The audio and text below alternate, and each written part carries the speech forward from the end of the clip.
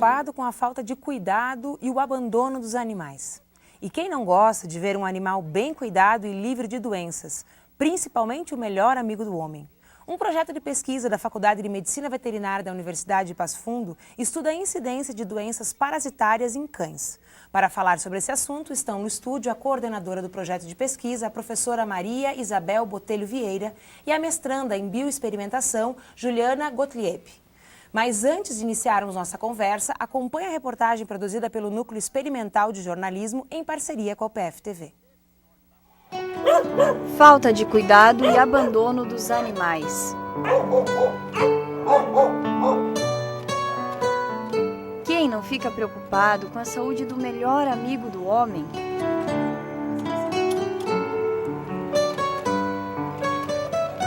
O Hospital Veterinário da Universidade de Passo Fundo realiza atendimentos diversos, tanto para cachorros domésticos como de rua. Então, o proprietário vai se direcionar para a secretaria, fazer o seu cadastro. Se por acaso for considerado uma emergência, o funcionário responsável na secretaria vai chamar um veterinário para avaliação. Se não for emergência, ele vai fazer todo o cadastro e vai aguardar na sala de espera. Por ordem de chegada, eles vão ser encaminhados para os atendimentos aos veterinários.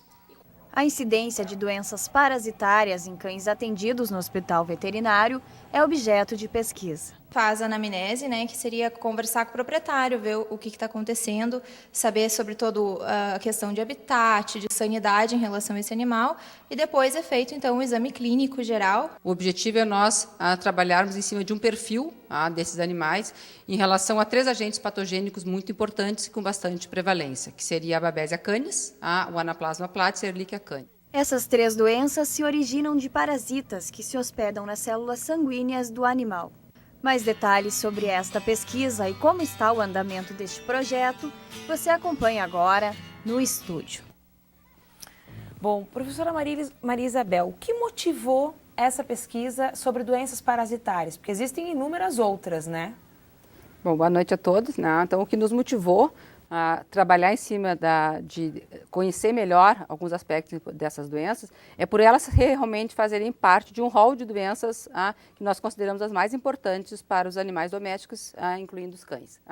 Principalmente porque são doenças vetoriais, como nós chamamos, doenças em que um dos carrapatos mais importantes de cães, que é o Rhipcephalus sanguineus, é o principal vetor. Mas não se descarta a possibilidade de outros agentes também serem vetores. Então, por nós conhecermos, já estarmos há muitos anos trabalhando em cima dessas doenças, nós temos observado um aumento da prevalência dessas doenças nos animais, tanto animais de rua como animais domésticos. E isso, então, tem nos motivado a trabalhar mais profundamente dentro do projeto de pesquisa para conhecer vários parâmetros que ainda por nós, digamos, não é totalmente esclarecido. A senhora falou do carrapato, né? Quais são os outros parasitas comumente encontrados em cães, além da pulga? Não sei se a pulga é um parasita. Sim, é um parasita. Bom, nós temos inúmeros parasitas, A gente poderia, assim, classificar os nematóides, entre eles Ancylostomia, Toxocaria e Trichuris, etc. Nós temos alguns cestóides importantes, protozoários, como a giardia, que é um parasita bastante importante de cães, a Toxoplasma, a Neospora canina, ou seja, Leishmania. Existem parasitas internos ao corpo e externos ao corpo do animal. Sim, nós podemos considerar os endoparasitas e os ectoparasitas, aqueles internos e aqueles externos. Então, o carrapato Rhipcephalus sanguineus é o chamado carrapato marrom do cão. Ele é um carrapato mais relacionado aos cães de zona urbana. E nós temos carrapatos de zonas rurais, que seriam os carrapatos do gênero Amblyomma, que nós, no Rio Grande do Sul, já temos 17 espécies de carrapatos descritos, que eles também são transmissores de várias hemoparasitoses para os cães, incluindo para o homem.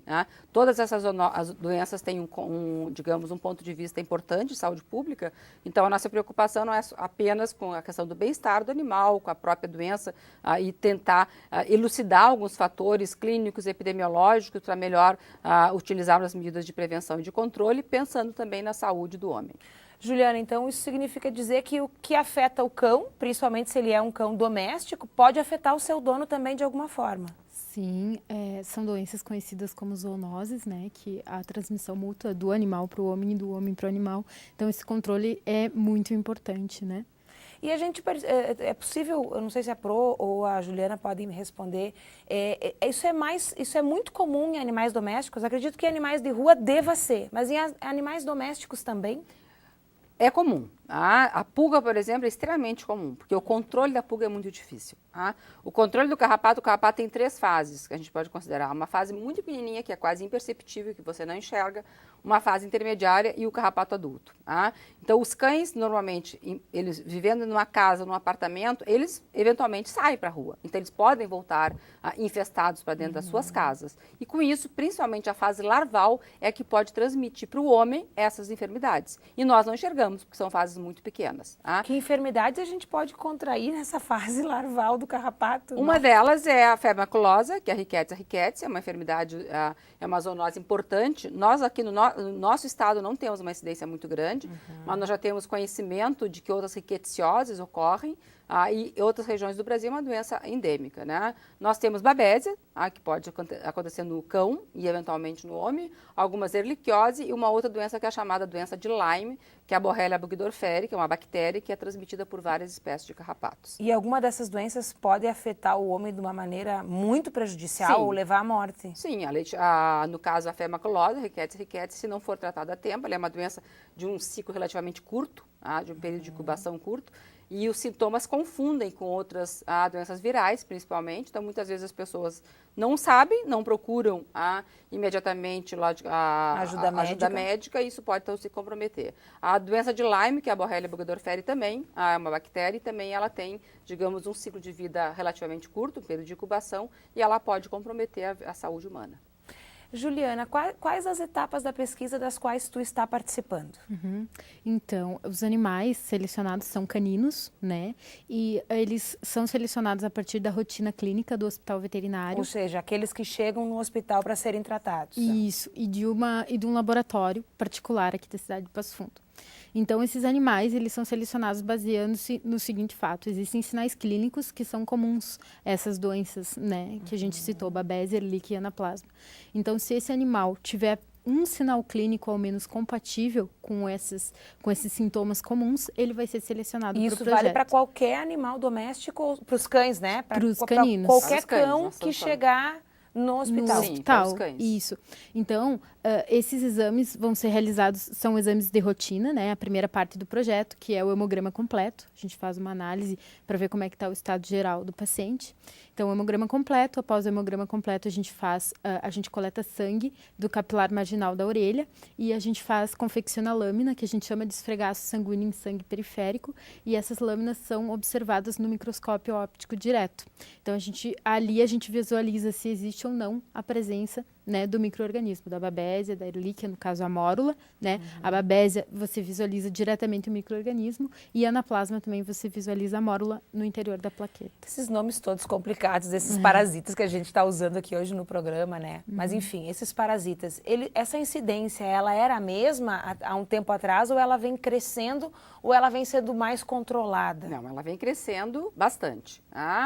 Assim, eu estou trabalhando diretamente no hospital veterinário há 10 anos, e eu posso te dizer que o crescimento das doenças transmitidas por vetores, carrapatos, pulgas e outros, elas com certeza aumentou em mais de 80%.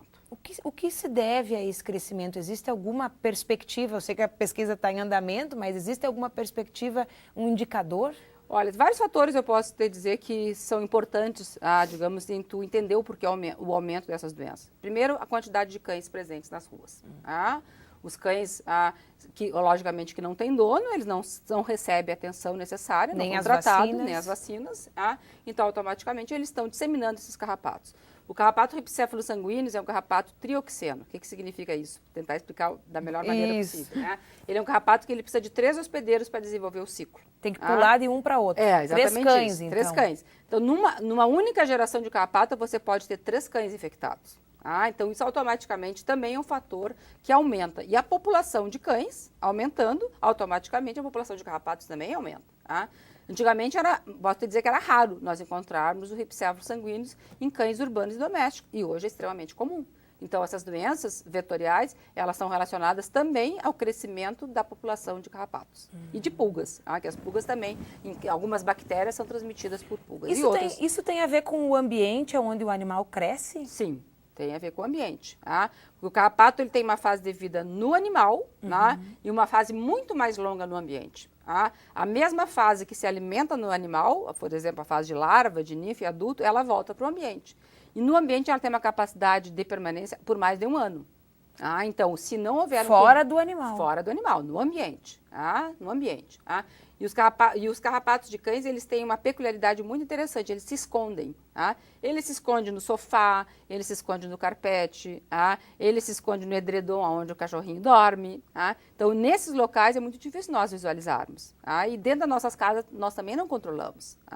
Até mesmo porque os produtos que devem ser utilizados, eles são relativamente tóxicos. Quer dizer, mesmo que eu tenha um pátio muito limpo ou o meu cachorro seja de apartamento, eu saio passear na rua, pode voltar com um parasita escondido. Com certeza.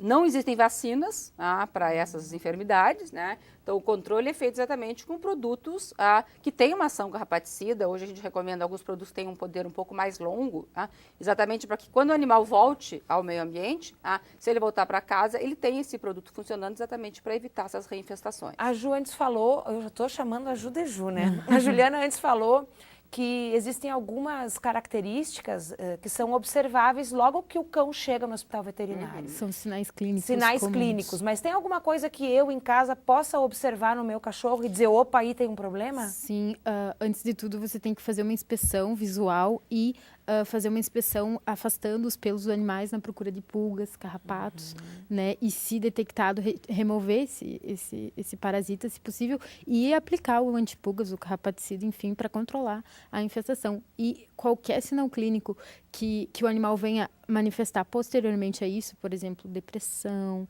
ele fica muito quietinho, letárgico, né? Às vezes fica com febre, você deve imediatamente encaminhar, então, esse animal ao atendimento veterinário. E quanto aos parasitas internos, tem alguma forma de alguma coisa que chame a atenção de quem tem em casa? Os sintomas mais evidentes seriam anemia, né? Alguns parasitas são hematófagos, se alimentam de sangue. Juntamente com a anemia, tu vai ter algumas características, alguns tipos de diarreia, de emagrecimento, o abaulamento abdominal, quer dizer, inchaço do abdômen. Seriam alguns sinais comuns a alguns parasitas, mas que são um sinal de alerta, né? Para o proprietário ir à procura de um médico veterinário. Bom, nós vamos fazer um rápido intervalo, mas o Uniaberta volta já já falando um pouco mais sobre essa pesquisa e sobre o bichinho que você tem aí em casa.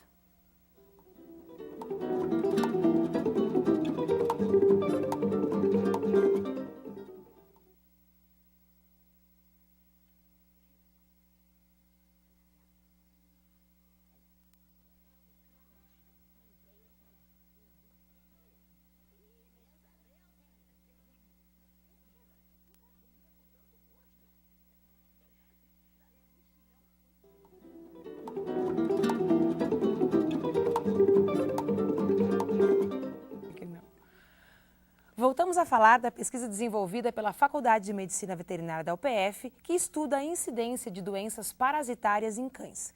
Nesse bloco estão no estúdio a coordenadora do projeto de pesquisa, a professora Maria Isabel Botelho Vieira, e a médica veterinária residente Bianca da Silva Medeiros. Mas antes, assista a continuidade da reportagem produzida pela nossa equipe em parceria com a UPF TV. No Hospital Veterinário da UPF, os animais são atendidos, analisados, os exames são verificados em laboratório. Sempre fazendo a ausculta do paciente, eu vejo a frequência cardíaca dele e se ele tem alguma alteração na ausculta. Após eu inspeciono as mucosas, ocular e oral, principalmente, para ver a questão sanguínea, ver se ele tem alguma anemia. Se o paciente está hidratado, uma das maneiras é ver o turgor cutâneo, ele tem que voltar imediatamente. Faço também a palpação abdominal, para ver se o paciente tem algum aumento de algum órgão. Determinar se esse diagnóstico é definitivo e qual o agente predominante nessas infecções, né? Então, a gente resolveu fazer esse projeto, que é pioneiro aqui na região, e determinar o tipo do micro-organismo que mais está presente, né, na região de Passo Fundo, para que o tratamento seja direcionado da melhor forma possível a esses animais. Mas este estudo foi muito além da universidade. Eu tive a oportunidade de fazer um estágio na Unesp em Jaboticabal, agora nas minhas férias, aprendi toda a técnica sorológica e a parte de PCR também. Eu e a professora vamos à Unesp. Até o momento, nós já temos em torno mais ou menos de 26 a 30 amostras avaliadas, isso praticamente em um mês, 2 meses. A nossa ideia é avaliar todos os animais que cheguem no hospital que tenham sintomas compatíveis com essas enfermidades. A princípio, a nossa amostra estava prevista para 160 animais, mas nós não podemos saber se vai chegar, possivelmente possa ultrapassar esse valor. Os resultados pretendidos pela pesquisa é o que você continua acompanhando no estúdio. Isso, então, como nós vimos conversando antes de começar o programa, a pesquisa está em andamento, nós não temos resultados. Mas existe alguma hipótese, em virtude desse cenário que a gente já conhece, que já está configurado?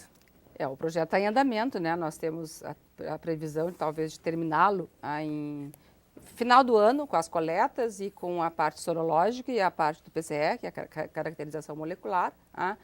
O que nós já podemos dizer em termos de observações e não de resultados, né? Isso. As parasitoses estão presentes nos cães até agora atendidos, né? Nós já sabemos que existe uma grande probabilidade de co-infecções. O que seria co-infecções? Você ter mais de 2 agentes juntos no mesmo animal. Já tivemos um caso diagnosticado semana passada, um cão positivo para Babesia canis e Ehrlichia canis, ambas doenças transmitidas pelo ripséphalos. A questão da sintomatologia clínica está realmente evidenciando que aquilo que nós lemos na literatura está sendo realmente importante para essa triagem da avaliação desses animais. E a questão do diagnóstico laboratorial, como eu disse, vai ser dividido em 3 etapas, né? Um diagnóstico parasitológico, onde nós vamos buscar encontrar o parasita nas hemácias, nas plaquetas, em outras células. A sorologia, que vai ser feita pelo teste de reação de imunofluorescência indireta, vai ser realizado no laboratório de imunologia aqui do Hospital Veterinário, e a PCR, que será realizada na Unesp em Jaboticabal. Bianca, nós recebemos aqui no Hospital Veterinário animais domésticos e animais de rua, com mais ou menos a mesma frequência. A maioria são animais domésticos, né? Porque o hospital é uma instituição privada, né? Sim. Mas a gente recebe frequentemente pessoas que encontram animais na rua, trazem para o atendimento, depois acabam adotando esses animais. E também a gente presta serviço para a secretaria municipal, né, que eles apreendem os animais ou animais que eles encontram na rua, eles trazem para o atendimento no hospital. Então, nós encontramos bastante animais que têm essa vida de rua também. O que acontece com esses animais que, durante o processo da pesquisa, são diagnosticados com as parasitoses? Eles vão ser encaminhados para o tratamento devido. Né? Já vão imediatamente sendo tratados para isso. Sim. Qual é o objetivo final da pesquisa? Bom, fizemos a triagem, recolhemos os dados. O que nós queremos com todas essas informações? Conhecermos a real prevalência desses parasitas. Ou seja, qual é o que aparece mais? Qual que aparece mais, ou se essas co-infecções realmente aparecem, digamos, na mesma proporção. A partir do momento que nós tivermos isso, o que nós precisamos saber disso? Quais métodos diagnósticos são mais efetivos, mais rápidos, que possam ser utilizados na rotina clínica do hospital, de forma que a gente possa entrar com o medicamento, digamos, mais indicado para essas co-infecções da melhor forma possível. Tá, e esse tratamento desses animais que já são diagnosticados, as formas de tratamento também são dados que vão servir para a pesquisa, então? Ou fazer esses testes vão ser posterior a esse primeiro momento? Eu não entendi a tua pergunta. Porque os animais já são tratados, né? Mas a pesquisa também quer procurar uma forma de tratamento mais eficaz. Se esses tratamentos... Não quer procurar uma forma de tratamento, nós queremos conhecer o perfil desses animais. Tá. Nós hoje não sabemos dizer se nós temos realmente essas co-infecções presentes nos animais. Tá.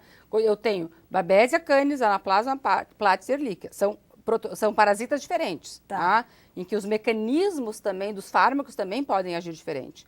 No momento que eu souber e conhecer o perfil desses animais, o perfil clínico, o perfil hematológico, o perfil sorológico, e se existem essas co-infecções, através dos métodos diagnósticos utilizados, eu vou, a partir daí, saber qual o melhor tratamento.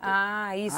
Mas a pergunta era se esses animais que já são tratados, se o resultado desses tratamentos também vai servir como base para a pesquisa.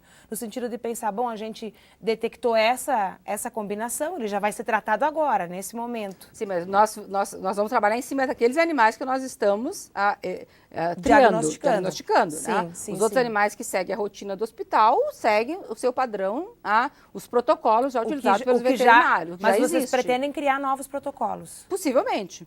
Isso é uma possibilidade futura, até talvez para um próximo trabalho. Eu queria perguntar, antes nós falamos no bloco anterior com a Juliana disse assim, não, existem coisas que a gente pode ver em casa, se a gente vê um carrapato, a gente tem que tirar. Existe alguma medicação que hoje eu possa usar em casa sem consultar o veterinário ou não? O indicado é sempre trazer para ver qual é o tipo de carrapato, qual é a melhor medicação? Todo tipo de medicação, a melhor forma é sempre consultar um médico veterinário, né? Mas uma medida que sempre deverá ser feita é o controle sistemático de ectoparasitas, que é através dos produtos, né? O mais indicado hoje são aqueles puron, né? Que são os que se coloca no cangote do animal, porque eles têm efeito residual. Então, eles permanecem atuando por 1, 2 meses com eficácia. Então, eles são ainda os mais indicados. E tem algum problema, por exemplo, se ele tem 2 meses de duração, daqui a 2 meses eu tenho que aplicar de novo? Essa aplicação recursiva do mesmo medicamento traz algum problema ou para o animal ou até para o ambiente, para o dono desse animal? O uso sistemático de qualquer droga, seja um antibiótico, seja um antiparasitário, automaticamente leva à perda da eficácia desse produto. Né? Isso é recorrente na medicina veterinária e na medicina humana. Né? Então, é uma questão, nos cães, o uso não é tão frequente, por exemplo, quanto em outras espécies de animais domésticos, animais de produção, onde o problema de resistência já está instalado. Então, como a Bianca diz, procurar um médico veterinário, conhecer os protocolos que existem e não utilizar indiscriminadamente, essa é a minha indicação. Não use... Parece meio bobagem perguntar para 2 veterinárias, médicas veterinárias, se precisa consultar o veterinário. Mas é que às vezes a gente pensa assim, não, se é o meu filho, se é a pessoa, né? Não pode tomar medicação sem procurar o médico. Mas o bichinho, né? E a gente não toma esse cuidado adequado com os animais. Uma outra pergunta que eu queria fazer, principalmente para a Bianca, porque chama a atenção, né? A Bianca, ela já é graduada e agora ela faz residência, que é um processo parecido com o processo da medicina também, né? Os formandos de medicina fazem residência. Por que tu escolheste a veterinária e como é que tu está te sentindo como uma médica residente? Bom, a residência eu escolhi justamente pelo motivo da especialização. Porque hoje o médico veterinário ele é generalista, né? Hoje quem se forma como médico veterinário pode trabalhar com as mais diversas áreas, com alimentos, com grandes animais, pequenos animais. E dentro da área de pequenos animais, que é de meu interesse, é subdividida já em clínica, em cirurgia, em anestesiologia e as diversas especialidades. Dentro da clínica, hoje nós temos veterinários especialistas em todas as áreas, oncologia, dermatologia, assim como a medicina humana, né? Então, eu escolhi justamente pelo aprimoramento técnico. E tu estás trabalhando especificamente em alguma área ou tu tens interesse em caminhar em algum sentido? Hoje eu sou residente de clínica médica, apenas na clínica. E tu pretende seguir isso para o teu futuro? Sim, isso é o primeiro passo da especialização, né? Tem que seguir adiante depois da clínica, possivelmente um mestrado, doutorado. Eu queria perguntar à professora Maria Isabel, aproveitar a oportunidade, até falar um pouco, desmistificar um pouco o curso, né? Às vezes as pessoas não conhecem que existe. As especialidades também vêm crescendo. Muito. A medicina veterinária, eu sou coordenadora do curso também, né? A medicina veterinária hoje a gente pode dizer que é um curso eclético, né? Onde você tem, é um curso generalista, como a Bianca disse, a nossa formação é generalista. Então você dentro do curso tem a oportunidade de conhecer todas as áreas, ou as áreas mais importantes, e a partir daí você vai se especializar numa residência, numa outra tipo de especialização, o mestrado e doutorado, que os nossos alunos hoje têm tido muito sucesso na pós-graduação. Temos muitos alunos já, mestres e doutores, inclusive fora do Brasil, e que retornaram ao nosso curso, hoje são nossos professores. Então, a medicina veterinária, ela está no momento de ascensão, eu considero. Até mesmo porque a saúde humana e a saúde animal, elas são uma coisa só. A Organização Mundial de Saúde Animal, ela tem um lema que eu uso para a minha vida, para minhas aulas, que é o mundo, uma saúde. Ou seja, todos os seres vivos integrados pela saúde humana e saúde animal. Aproveitar o gancho da professora Maria Elizabeth e lembrar que, Maria Isabel, e lembrar que nós já trouxemos aqui no Uniaberta, no ano passado, uma pesquisa do curso de Medicina Veterinária com frangos. Frangos que são abatidos e depois consumidos na nossa casa. Para ver como tudo isso faz um grande ciclo e tem a ver diretamente com a nossa saúde. Com certeza. Bom, eu quero agradecer a Bianca, a Juliana do bloco anterior, a professora e dizer que o UniAberta volta na semana que vem, falando um pouquinho mais sobre outra pesquisa realizada aqui na UPF. Até lá!